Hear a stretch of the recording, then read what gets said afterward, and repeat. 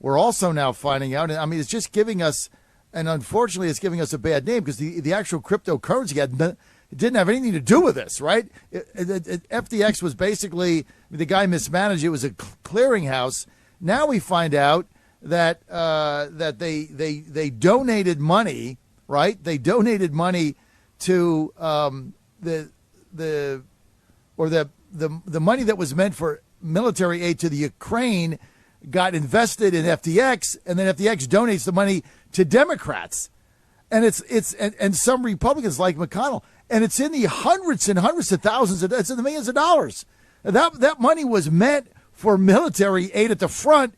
It ends up in the coffers of Democrats. I mean, how does the industry as a whole recover from this? Because it's a PR nightmare.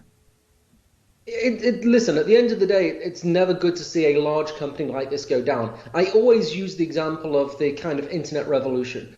You know, just like the late 90s, early 2000s, the internet was something that a lot of people didn't understand. There was a rush of money, a rush of capital to these companies. Some were legitimate and went on to great things, eBay, etc., etc. Some just took the money and they were like, yeah, people don't know what it's for. We're going to do what we can, and, you know, hopefully it works out for them. But if it doesn't, at least we're making money well.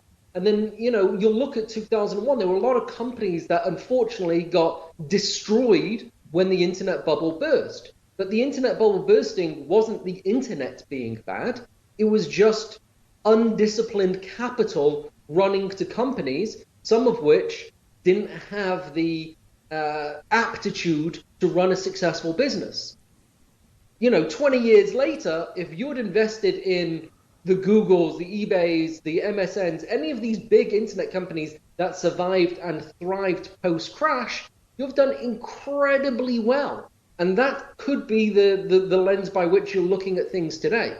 Cryptocurrency itself did not cause this problem. This was a rush of capital to an undisciplined CEO who was young and who did things that are questionable. But at the end of the day, when the dust settles, people could look back at late 2022 and say, this was the last best chance to pick up cryptocurrency at a discount.